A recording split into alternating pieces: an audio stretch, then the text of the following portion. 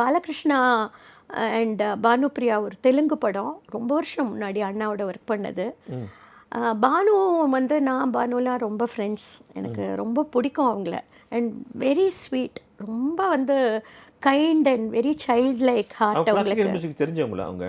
அவங்க வந்து பரதநாட்டியம் தெரிஞ்சவங்க, பரதநாட்டியம் கூச்சிப்புடி ரெண்டுமே.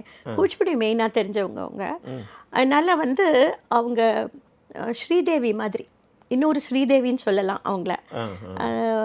ஒரு தடவை அண்ணா, நான் சும்மா போயிருந்தேன், நான் நிறையா நேரம் அண்ணாவோட ஃபில்ம் பார்க்கறதுக்கு கூட, நான் ஒரு எங்கள் அண்ணாக்கே ரசிகை.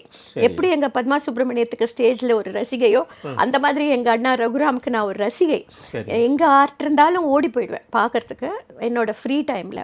அப்படி ஒரு தடவை ஏதோ ஒரு ஷூட்டிங் பார்க்க போகும்போது, என் கல்யாண டைம் குருன்னு ஒரு படம், என்னுடைய 1980 ஐ காட் மேரிட். கமல்ஹாசன் படம். கமல்ஹாசன் குருங்கிற படத்தை ஷூட்டிங்கில் அண்ணா இருந்தான். அந்த நான் வணங்குகிறேன் சபையிலேன்னு ஒரு பாட்டு, அப்போது அதுக்கு வந்து ஸ்ரீதேவி வந்து ஒரு சாங் எடுத்துகிட்டு இருந்தான் அண்ணா.